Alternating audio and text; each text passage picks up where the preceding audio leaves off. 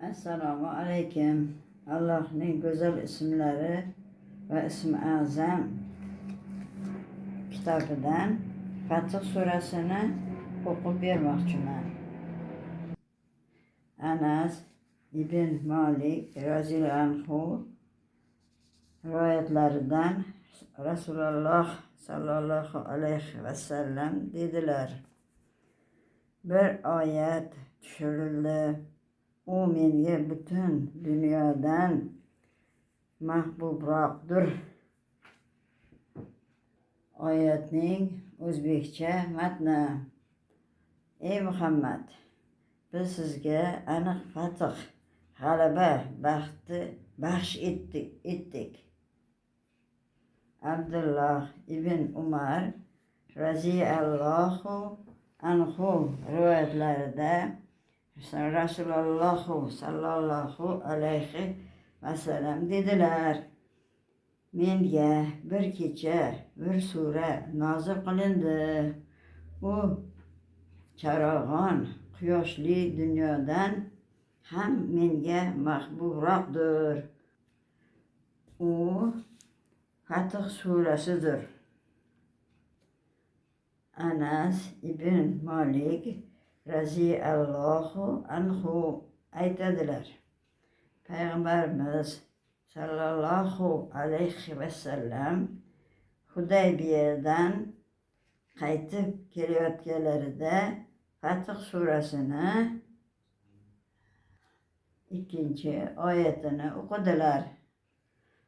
Oyatning o'zbekcha matni: bu fath siz uchun Allohning oldingi va keyingi gunohlaringizni kechishi. 2-oyati karimasi nozil bo'ldi. Payg'ambarimiz sallallohu alayhi vasallam juda shod bo'lib, menga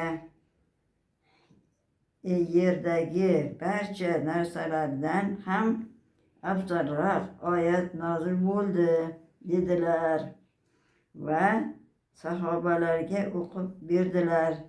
Sahobalar ham quvonishib: ey Allohning rasuli, sizga bu muborak bo'lsin. Alloh taolo sizga marhamatini ochiq bayon etibdi. Bizga qanday marhamat qilarkin deyishdi. Alloh taolo Fath surasining 5-oyatini nozil qildi.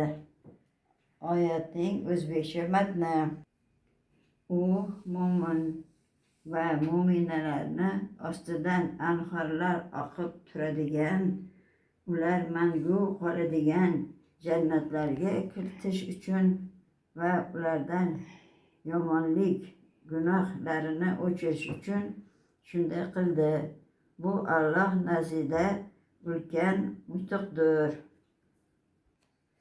Fath surasini muntazam o'qib yurgan odamga Allohning marhamati va ma'rifati shubhasizdir.